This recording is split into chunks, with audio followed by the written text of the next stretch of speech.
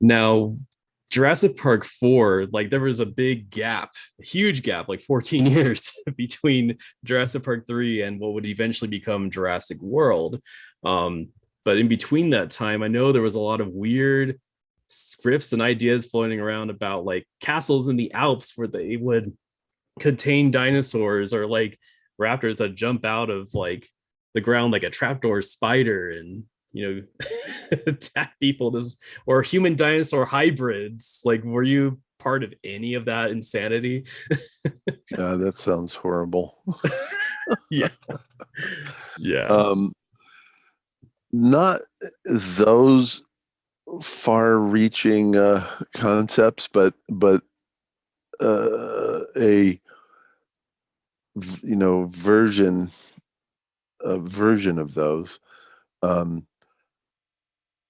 I'd never heard of Colin Trevorrow, or let alone work with him until I forget how it came about. I was on that one and or got on Jurassic World, but it was very very much in flux, kind of in a way. We're pretty much everybody who worked on it knew this really needs something. This needs a kick in the butt. There needs to really find a form and find a story.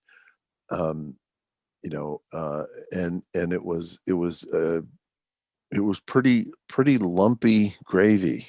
The whole what was there as a story, as an outline, and yet it was ready to go. It was there. It was like the somebody's foot was right over the gas pedal, ready to just hit the gas because the light would go green as soon as Steven said go or whatever. And what's the actor's name? The hero actor guy, Chris Pratt. Yeah, Chris Pratt. He Yeah. was, I think he was like special forces dude, and it opens in a jungle, and you realize, I forget how we reveal it, that it's Chris Pratt and other like secret agent DEA, FBCI, WO, whatever, every kind of wet works, uh, black ops bologna sausage all rolled into one.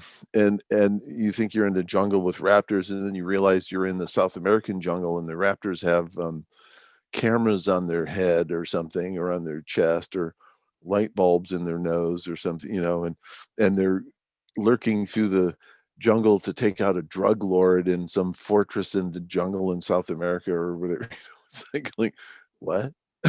You know, So that was the original like story. That's they're doing what? yeah. They're gonna what? Yeah. You know, Weird. Raptor Alpha team, the A team, the R team, because they're Raptors. Arr.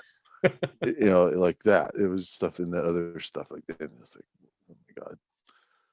The whole idea of like the new park, was such a fun idea. And I'm so glad they did that as a movie, have a fully realized version of Jurassic Park finally with people visiting it and everything. And Yeah, you did some really cool like attractions in some of your storyboards, like like a Brachiosaur Valley with the viewing pods and yeah, like a little railing on a submarine that goes into a lake with the marine reptiles. I mean, I really wish some of that had been kept in the final movie because it's some really cool ideas. yeah. Again, it's like you said, it's you got 120, 130 minutes to get it all in. So it's a lot of swapping of Lego parts. There needed to be a tightening of elements. And Colin had brought his right hand man, a friend, um, I think his name D- was Derrick Connolly. Derrick Connolly, right? Yeah. His writer friend, and I think they went to film school together or whatever. And they did his. Colin had done a pretty cute movie. Safety Not Guaranteed. Yeah, that was it. Right, right. Yeah, I saw that actually at a theater before he was even attached to Jurassic World. And I was like, wow, that was a really good movie. And then suddenly he Yeah, became part of that. it was very nicely done, and done on the cheap, and made a ton of money, and Yeah. that always appeals to studios. And he could obviously pull it off because he did a lot with little, and that appeals to studios too. um, Yeah. and so he and Derrick wrote up an outline, and meanwhile we started out by drawing this elements of this other outline. Colin and Derrick fleshed out what became the movie pretty much, and it was great. It was tight and it was great. And I don't recall if the pitch to Steven in the studio involved storyboards at that point, or just concept art and some keyframe type storyboards, or what have you. But they pitched that, and that became the show. They pitched their version, and that became the movie. And then it was full tilt boogie storyboarding their outline as they were writing it into a script. And it was really fun. It was good. And Colin Trevorrow, stepped up to the plate in a huge way. I mean, first by sort of chiseling out this story, chiseling out this territory of what the movie would be, and then guiding it through the storyboards in a way. And he'd never taken on something this monumental, this big of a film, and he just took it in stride, and really owned it in a great way. And I worked on it for a few months, and then Christmas break was coming, and and they kind of were already scouting and securing locations around, I guess, Hawaii or places like that. And it was full green lit, here we go thing. And then the studio, or Steven, hit the brakes on it, and wanted to give it, like, what they call put their eyes on it, or last looks. They call that on the set, before the camera starts rolling, last looks, where wardrobe and makeup and art department, everything, give their last looks of what's in that shot, and make sure there's everything looks pretty. So I think they wanted to do that with the whole story, and look at it, because it was a very good script, very good story. They wanted to look at it in terms of another trilogy, right? They wanted it not to be a standalone, but it's like, this is so good, let's go bigger with it and see where we could go. So we all went home, and they did that. And so, you know, um, in that time off, then I never went back to it. A lot of guys went back, and new guys went back, in terms of storyboarding and concept art and all that. But in that kind of Christmas break time, was a little longer than that, a couple months, I got the call from Jon Favreau to do the Jungle Book with him. So, and that was too great of a opportunity to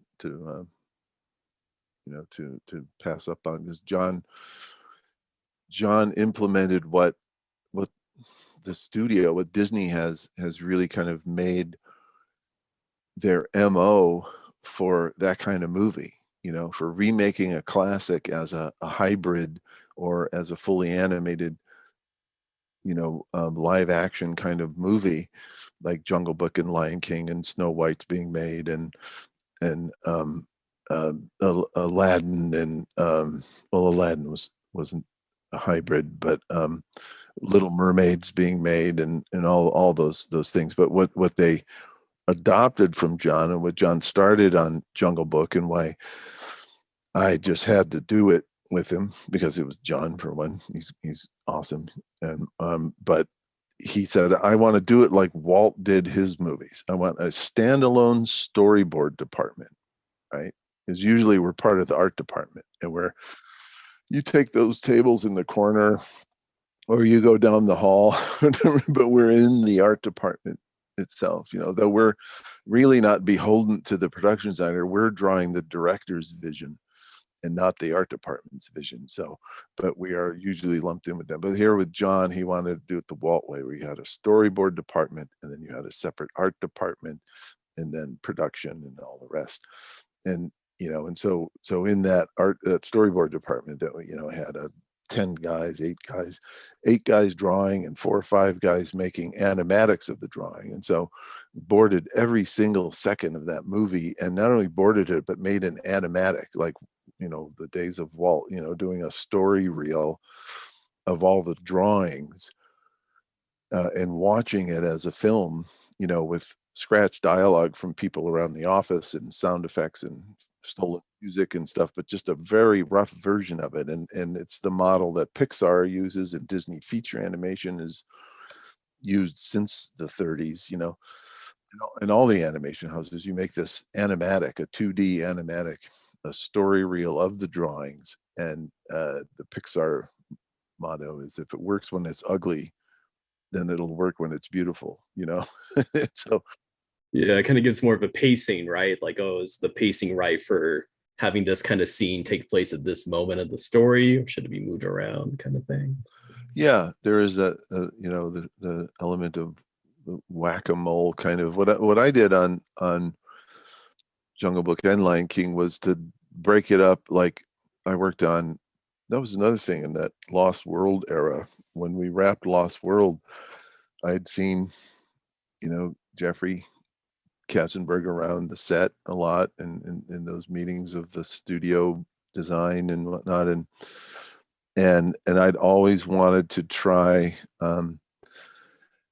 feature animation. I'd worked in television animation, but that's a whole different animal, and not as robust or as fun as feature animation.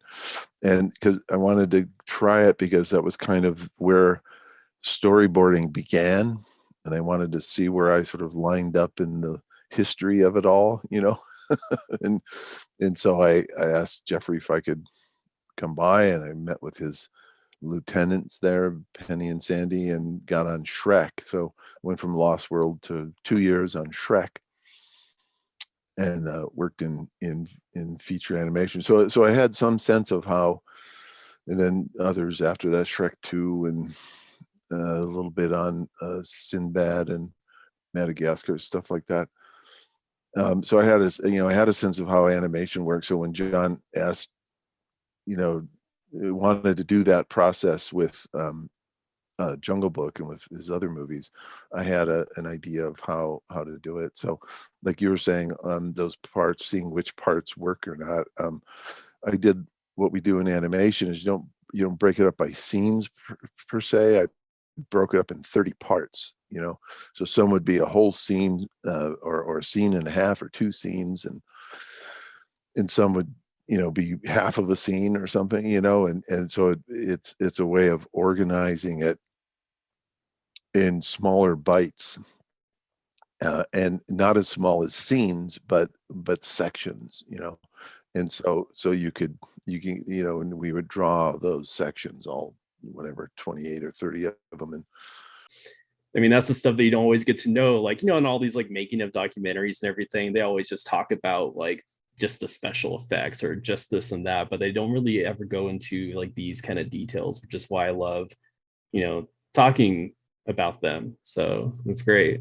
So were you ever approached to even work on Jurassic World Fallen Kingdom or its next movie coming out, Jurassic World Dominion? And would you have liked to? um I don't know. I guess I would have to have read the script. Like I said, the last one was a real kind of downer. And then, like we were talking about, the now what kind of factor with, bringing the dinosaurs into the total warp and woof of SoCal or whatever, sort of. I I I I have I'm very curious how they make that work, where it isn't, Battle LA or something, Yeah, I'm a little concerned myself. I'm Bring the not A-team sure. up, bring the missiles. It just becomes some thug battle where we can easily outnumber them. But wait, the dinosaurs all move underground. They find the secret tunnels under LA and come up in Washington, DC. Yeah, part of me is kind of like, as long as they make the best movie that they want to make, that they actually have a passion for, and that will hopefully Yeah, show in the final yeah. results. I And mean, Well, that's Trevorrow's directing the next one, right? yeah, he came back Yeah. to Well, direct. I Yeah. have great hope then, knowing that. Yeah. So, of all the Jurassic Park films that you have worked on, like, did they turn out as well as you had hoped they would have, or did you think they fell short in any way? Like, were they disappointed at all? They all take so much work. The first one was so great, it was my earliest time with Spielberg, just by virtue of its dynamism and the level of invention. I think, like I said earlier, it changed movies forever in a way, and you don't get many of those ever in your career to work on. So that was pretty that was just really tremendous. And Lost World was, again, it's that battle of the sequels, where it's maybe not quite up to the par, because how could it ever, have the invention of the first time, the novelty and sheer sort of exhilaration of the first one. You'd be hard pressed to catch that in a bottle for the second one or the third one, but the second one, the experience of being around the filmmaking process was awesome, and made a lot um out of what I where I went and what I became too, in a way. And the third one was a hell of a lot of fun, with Joe, it wasn't maybe as intrinsic as I would have wanted to be or whatever, but it was still, it was just great to catch up with Joe mostly, and have that ride there. And The Trevorrow one was in a way of, except for the first one, was like the biggest surprise, and seeing it, the biggest treat in a way, because I thought it was great. I thought it was just like, man, did that guy, I mean, he came from nowhere, Colin did, and boy, did he pull this off, It was just brilliant, uh, with luck equals preparation and opportunity, that's that right there. He was lucky because he was ready for it and could do it and did it. And that's pretty great, for Inspiring. him, especially. Yeah. Yeah. Yeah. And fun to be a part of and to be around. Thank you so much for Thank you, doing this Derek. with me. This was fun. Thank you for being interested and passionate about it. I mean, this is what really makes it rewarding in the long run, that it still lives for you and fans like and are, and that's really it's really humbling and flattering, of course. Um I talk big, but I was just a small part of all of it. So I'm glad you're glad you're interested to hear my small part. That's What very nice of you. I appreciate David Lowery for spending his time reminiscing about the Jurassic Park films in his illustrious career. And I hope you have enjoyed this engaging discussion.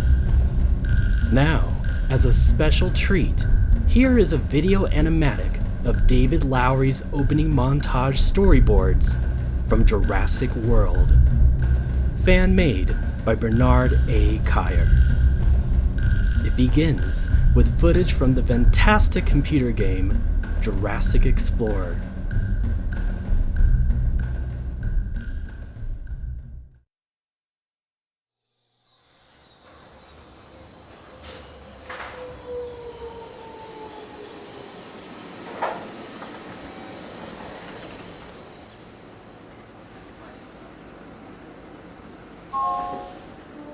Ladies and gentlemen, we are currently holding for further traffic clearance.